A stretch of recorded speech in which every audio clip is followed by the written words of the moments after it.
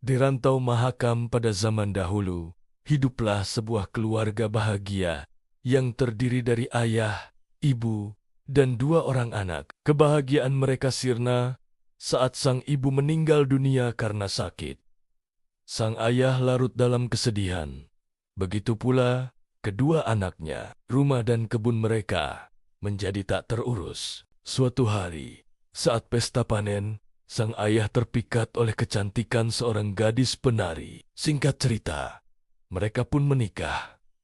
Awalnya, kehidupan keluarga itu kembali ceria. Sang ayah rajin berkebun dibantu anak-anaknya, sementara sang istri baru mengurus rumah. Namun, seiring berjalannya waktu, sifat asli ibu tiri itu mulai terlihat. Ia menjadi serakah dan kejam. Kedua anak tirinya hanya diberi sisa makanan dan dipaksa bekerja keras setiap hari, bahkan melebihi kemampuan mereka. Sang ayah, karena terlalu cinta pada istri barunya, hanya bisa diam dan tak berdaya. Puncak kekejamannya terjadi saat ia menyuruh kedua anak itu mencari kayu bakar di hutan. 3 kali lipat lebih banyak dari biasanya. Ia mengancam tidak boleh pulang sebelum target terpenuhi.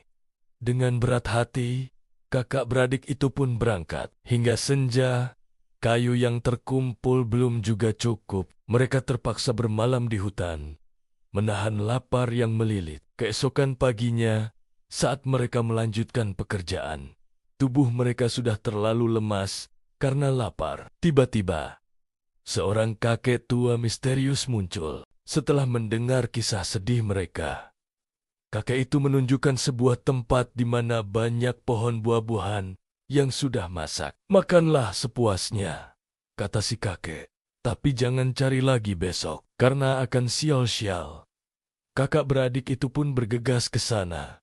Dan benar saja, mereka menemukan surga buah-buahan. Ada durian, nangka, mangga, dan banyak lagi. Setelah kenyang dan tenaga pulih, mereka berhasil mengumpulkan kayu bakar sesuai perintah ibu tiri mereka. Saat mereka kembali ke rumah dan selesai menyusun kayu, betapa terkejutnya mereka mendapati rumah sudah kosong melompong. Ayah dan ibu tiri mereka telah pergi, membawa semua harta benda. Mereka pindah secara diam-diam. Tangis pilu kedua anak itu memecah keheningan, mengundang para tetangga yang iba, berbekal sedikit makanan dari tetangga yang menukar kayu bakar mereka. Keesokan harinya, kakak beradik itu nekat memulai perjalanan untuk mencari orang tua mereka. Setelah berjalan berhari-hari dan bekal habis, mereka tiba di daerah perbukitan dan melihat kepulan asap. Mereka menemukan sebuah pondok kreyot yang dihuni seorang kakek tua. Ternyata kakek itu memang melihat sepasang suami istri yang membawa banyak barang menyeberangi sungai dengan perahunya beberapa hari lalu. Mereka berniat menetap di seberang sungai. Dengan gembira, kedua anak itu meminjam perahu si kakek untuk menyusul. Setelah menyeberang dan berjalan lagi selama 2 hari dengan perut kosong, mereka akhirnya menemukan sebuah pondok baru. Sang adik mengenali jemuran baju ayahnya di belakang pondok. Tanpa pikir panjang, mereka masuk. Rupanya orang tua mereka pergi terburu-buru. Di dapur masih ada periuk berisi nasi yang sudah menjadi bubur di atas api. Karena tak sanggup menahan lapar, sang kakak langsung melahap bubur panas itu. Adiknya yang menyusul takut tidak kebagian, ikut melahap sisa bubur sekaligus dengan periuknya. Bubur yang sangat panas membuat suhu tubuh mereka naik drastis. Dalam keadaan tak karuan, mereka berlari liar menuju sungai. Setiap pohon pisang yang mereka temui, mereka peluk hingga pohon itu layu dan hangus. Begitu sampai di sungai, mereka langsung menceburkan diri. Tepat saat itu, ayah dan ibu tiri mereka kembali ke pondok. Mereka heran melihat banyak pohon pisang hangus dan terkejut menemukan barang-barang milik anak mereka. Sang ibu tiri lalu menyadari periuknya di dapur telah hilang. Mereka pun mengikuti jejak hangus menuju sungai. Sesampainya di tepi sungai, mereka melihat 2 makhluk aneh di dalam air.